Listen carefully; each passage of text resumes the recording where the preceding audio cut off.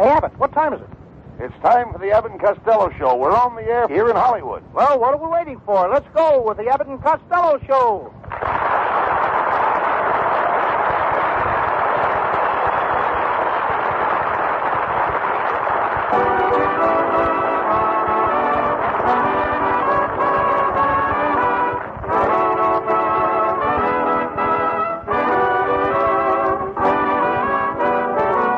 It's the Abbott and Costello Show, produced and transcribed in Hollywood tonight for your listening pleasure. Hold on to your chairs, folks, for here they are, Bud Abbott and Lou Costello.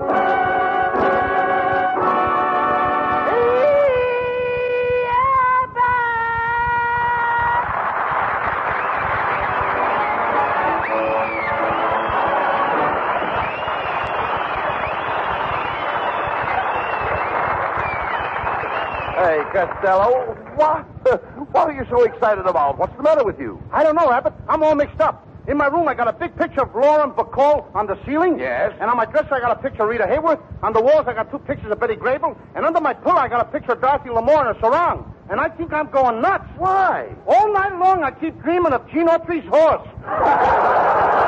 Look, talk sense, Costello. What were you doing in the courthouse this morning? Oh, I was there to see my Uncle Artie Stebbins get his divorce. Was it an interesting divorce trial? Oh, sure. The judge said, Mr. Stebbins, I'm granting you a divorce, and I'm going to give your wife $35 a week. And what did Artie say to that? He said, that's mighty nice of you, Judge. I'll try to slip her a buck every now and then myself.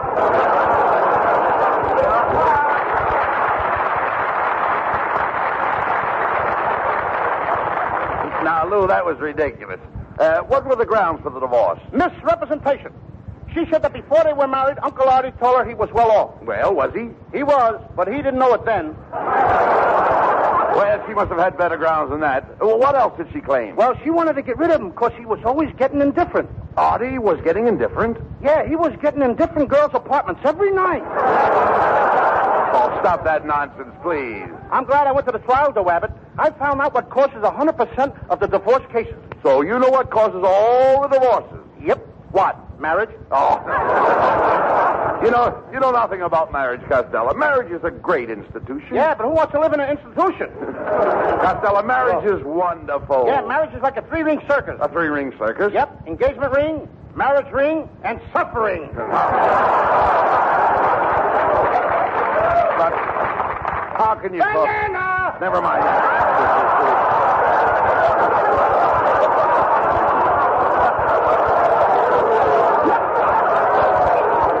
I'm lost already? All right.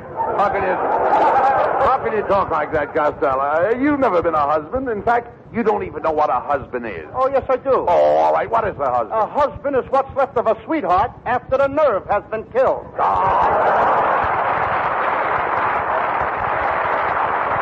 Costello, you're a dope.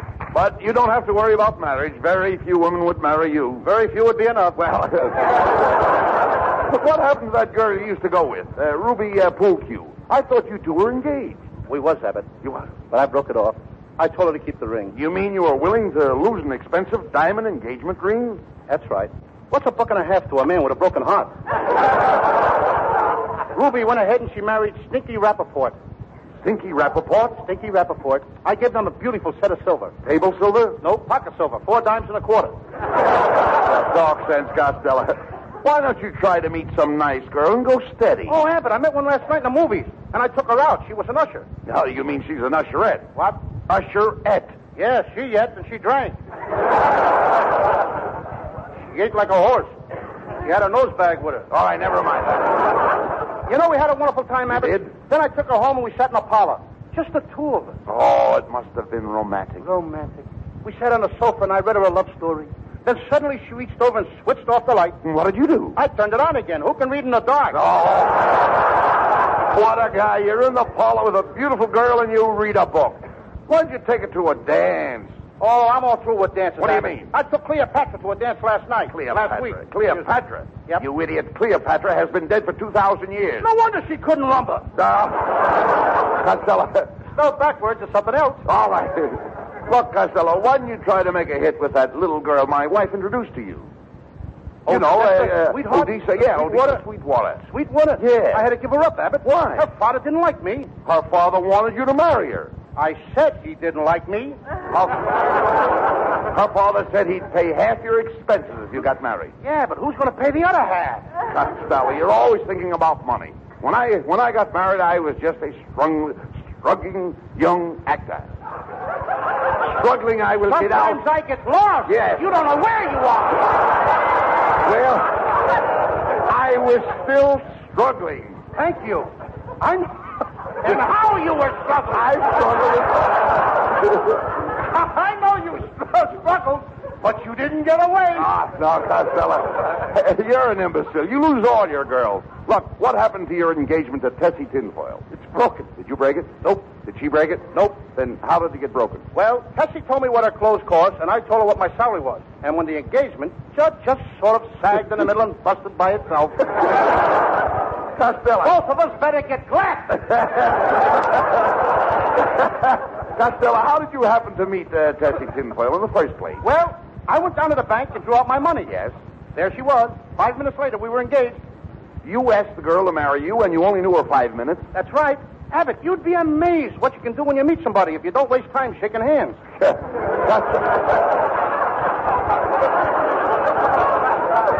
Costello, what became of Tessie Tinfoil? Oh, Tessie's an MP in the Navy. An MP in the Navy? What does she do? She keeps the wolves away from the waves. Costello, what? Why aren't you more like your brother Pat? Now, there's a happily married man. Why, I heard Pat's wife say she couldn't wait to hear the patter of little feet around the house. Well, Abbott, for your information, it won't be long now. You mean? Yep. Pat's taken up tap dancing. Oh. You're hopeless. What's wrong with that? Now, wait a minute. You don't even know how to look at a girl. I don't. Hello? Yes. There is. That's awful. That guy ought to be ashamed of himself. Oh, that's terrible. Goodbye. Who was that? The police department. They're after a peeping Tom who's been looking into the chorus girls' dressing rooms over Earl Carroll Stater from the roof of this building. Boy, I'd hate to be in that guy's shoes when those cops get through with him. Yep. I gotta go now, Abbott. See you later. Wait a minute. Where are you going? I'm gonna sell my binoculars. Get him out of here.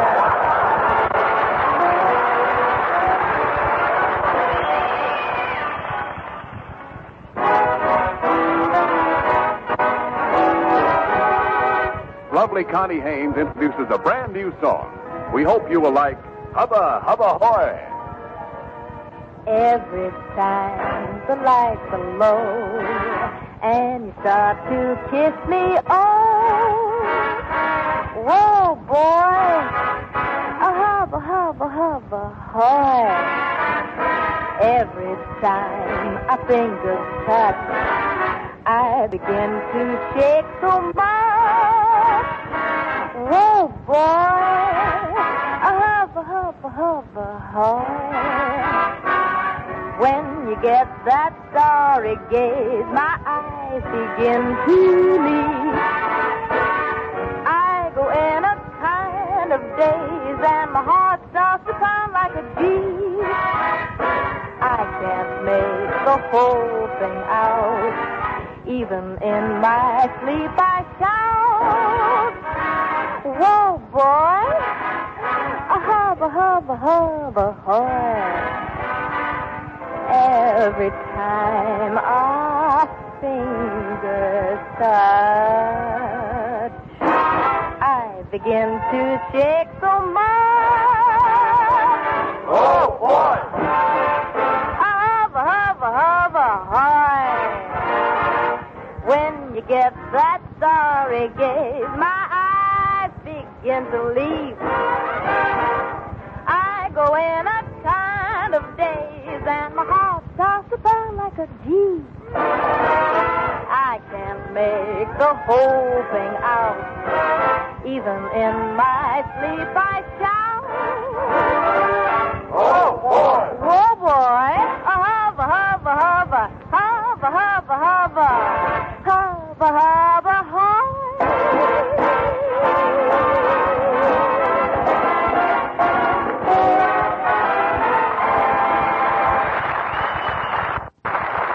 Well, Costello, I've arranged a wonderful date for you. My wife fixed it up for you to take our girlfriend out, Emma Fiddlebuster. Emma Fiddlebuster? Not me, Abbott. I took that dame to a restaurant once, and on the way out, the manager searched me. Well, Costello, you have an honest face. Why did the manager search you? Well, he took one look at Emma Fiddlebuster, and he said, if you'll walk out of here with her, you're liable to walk out of here with anything. Oh, how can you say that, Costello?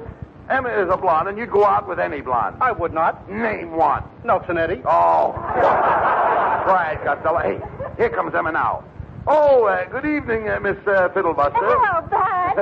I believe you know my partner, Lou Costello. Why, yes, it seems to me I met you someplace before, Mr. Costello. Oh, I don't think so. I never go to the zoo. Get the kisser on this kid. Oh, now I remember. You annoyed me one whole evening. I never even looked at you. Well, isn't that annoying? And if I remember correctly, you winked at me with your good eye. That one in the middle. Did I try to kiss you? No. Well, then it wasn't me.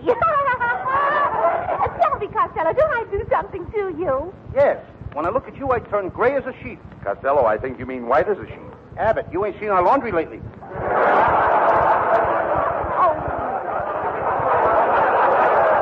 Costello, why don't you like me? I've been told that I'm beautiful. Why, Lana Turner and I are sisters under the skin. Well, crawl back under the skin and send out Lana, kid. Oh, let me out of here. Goodbye.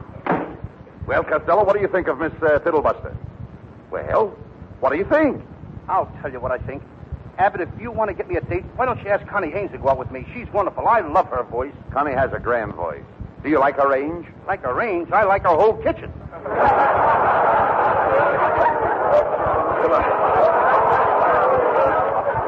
Well, look, I'll get you a date with Connie Haynes on one condition. You must promise not to kiss her, because if you kiss her, her mother will worry. Okay, Abbott, I won't kiss her. I'll let her kiss me. Let my mother worry. I mean, no wonder girls won't go out with you. Is that so? I know how to treat a girl, Abbott. First I buy her flowers and candy. And then? Then I take her to a show, and then I take her to a cabaret. I spend $7 or $8. Then we walk along until we meet a sailor. And then what? Oh, I can always find my own way home. No. Well, Costello, I'm going to arrange for you to take Connie Haynes to a nightclub. But first, I must be sure you will conduct yourself like a gentleman. Come with me. Where are we going? I'm going to put you through a complete course of social etiquette at the Charm School. Come on, let's go.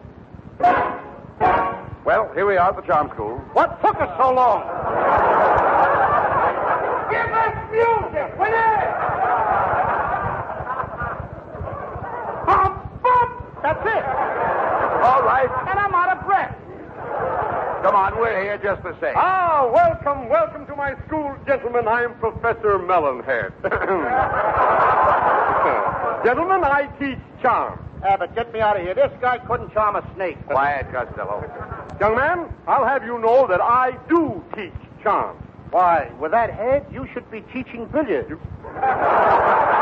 Hand me a cue, Abbott, and I'll run snooker with a stone. No. Take it easy, Costello. Professor Melonhead is an expert at etiquette. I know he etiquette. You know what? I know he etiquette. You can see he etiquette. He's still got the tail on his upper lip. Now, you quiet, you obese buffoon. Hey. Continue. All right. My high forehead denotes intelligence, brains. My boy, that's where I shine. Well, why don't you take some of the shine off your head and put it on your shoes? From behind your skull looks like an empty parking lot.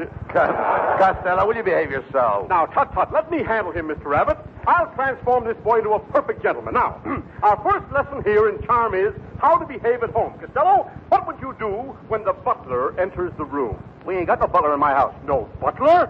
My dear boy, if you have no butler, how do you know when dinner is ready? When my mother takes the iron bars off the dining room door. And then you eat. Not until she opens up the vault door that gets you into the kitchen. And then you eat. Then we eat because I'm full of bread. Continue. All right, never mind that. Now, we'll say that you're already in the dining room. Now, what do you do with the crumbs at the table? Crumbs? Certainly. Don't you have crumbs at your table? Oh, yeah. Abbott comes once a week. Hey, you're welcome anytime. You can come. Oh, never mind. We'll skip the crumbs, Costello. Now, let's say that you have on your plate a slice of roast beef with gravy, some pickled beets, and a lovely portion of beans. Now, which fork do you use?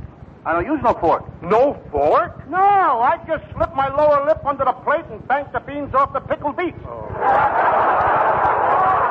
That's fine. Now, we'll suppose suppose, Costello, we'll suppose that you're in a very swanky continental bistro. Now, you walk in... Would you read that again, please? Oh, you're in a swanky continental bistro. Excuse me. Continue. All right. You... Come on. You saunter up to the bar with savoir-faire and distingue. Now, how do they ever get mixed up with those characters? No. That's the way you walk. Now, you order a liqueur. The waiter walks up and slips you a poussé café. He wouldn't dare. He hasn't got the nerve. All right, now, suddenly, at the next table behind you, you see a beautiful girl. My assistant here will help us out by playing the part of the beautiful girl. This is Mademoiselle Zing Zing. Zing Zing. Zing Zing. Zing Zing. All right, quiet, Costello. That's the only line the guy's got. I've got to have a bouncer. Now, be quiet. Now, Costello, after the girl walks up in a very soigné manner, you approach Mademoiselle Zing Zing, and in perfect French, you say, "Pardonnez-moi, mademoiselle, voulez-vous promenade du boulevard, rue Montmartre, Bois de Boulogne, et Champs-Élysées?" I say that? Of course.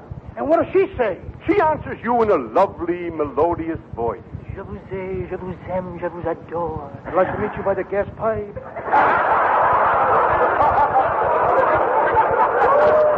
Allez, boum, poupou, petite parmi. Gee, that sounds swell. Petit mieux, poupou, petit premier. What does that mean? Hit the road, chump. The big guy is my husband. Now, just a minute, Melonhead. You've gone too far. What's the matter, Costello? Well, I mean, after all, Abbott, I didn't mind it when this melon guy forced me to walk into a stanky confidential biscuit. I didn't say nothing when he pushed me onto that Savoy Ferry in a distinct way. I never said a word when he had the way to shove a pussycat's face in my hand. But when he makes me, poo-poo, petite marquis, between that lovely girl and her husband, he has not only impugned on my good name, but he has aspirations on the San Francisco Conference.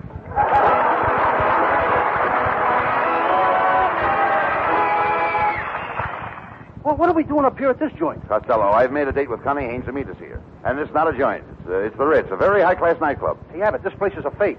They got a sign over there over the bar that says, "Ladies served here." Well? Well, I went over to the bar and ordered a lady, and they threw me out. Oh. Costello, I've met a lot of morons in my time, but you're head and shoulders above all. Abbott, you must have met a bunch of short morons. No, never mind that. Did you bring plenty of money with you? Oh, yes, I did. I'm loaded, Abbott. Right here in my pocket, I got $4, all in singles. If I fold one over, it'll look like 5. Now, you mean to say that you left the house with $4? Yeah. Aren't you afraid to carry that kind of money around with you? Well, at first you get kind of a funny feeling. You imagine everybody is looking at you. But you get used to it. The big trick is not to try to look nervous. $4. Come on. Come on, sport. Let's go in, and don't forget to tip the doorman. Good evening, gentlemen. Allow me to open the door for you. Oh, thank you, Mac. Here's a dime tip for you. Costello, how can you stand there and face that doorman after giving him a dime? I'm waiting for my change. Oh! Come on! All right, Costello, there's the head waiter. Now, if you want a good table, close to the dance floor, you'll have to give him a big tip. Good evening, gentlemen. Would you like a table? Oh, yes, my good man. We're heavy spenders. Here's a nice tip for you. But this is a quarter. Didn't you make a mistake, sir? I guess I did. I thought it was a nickel. Give me that back. Here you are, 5 pennies. This is an insult. Why, the champion tightwad of Hollywood gave me 50 cents. Well, meet the new champion. Mr. Head Waiter, could you give us a nice ringside table? Oh, sure. Follow me.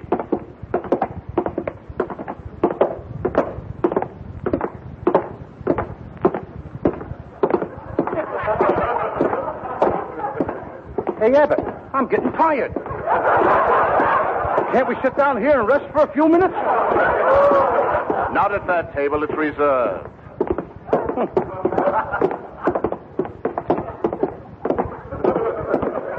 Hey, Abbott, look at that sign over there. Los Angeles city limits. Here you are, gentlemen. Here's your table. On a clear day, you can see Catalina. All right, Costello, you sit here, facing the dance floor. Okay, but I'm liable to catch cold with my back toward the ocean. Well, What was that? A Greyhound bus. I wondered why they had a white line running down the middle of the table. would you two mugs like to order some food? The roast beef is delicious. How much is it? It's $4 a portion, but it's lovely roast beef. It will make your mouth water. That's what we want. Roast beef? No, water.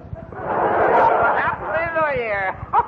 Yeah. Hey, fellas, do you mind if I sit at your table? Just a minute, partner. Where are you from? I'm from Chicago. Chicago? Toledo. Well, why don't you take a train and go home? Well, I would, but my wife won't let me keep it in the house. Aha! There you are, you cheapskate. Oh, yeah, you can't talk to me like that. Oh, no. I'll take care of you.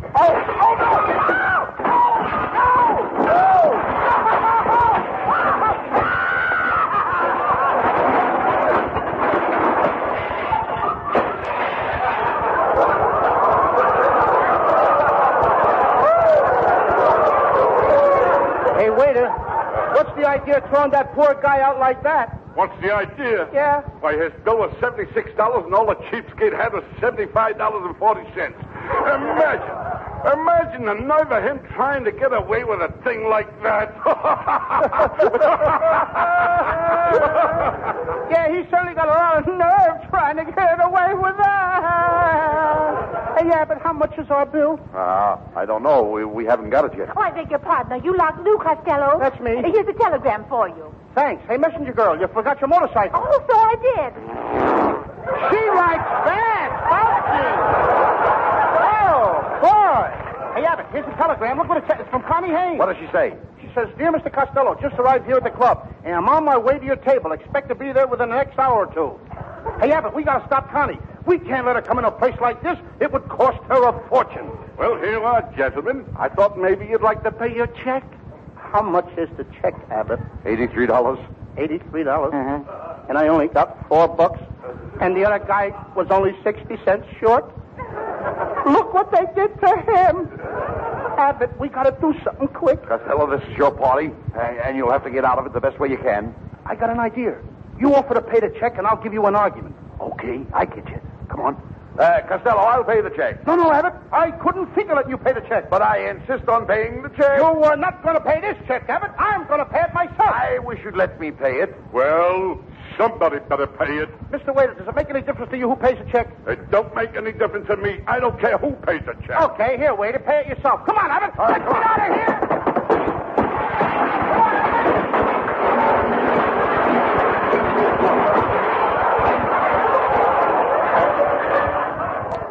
We didn't make it.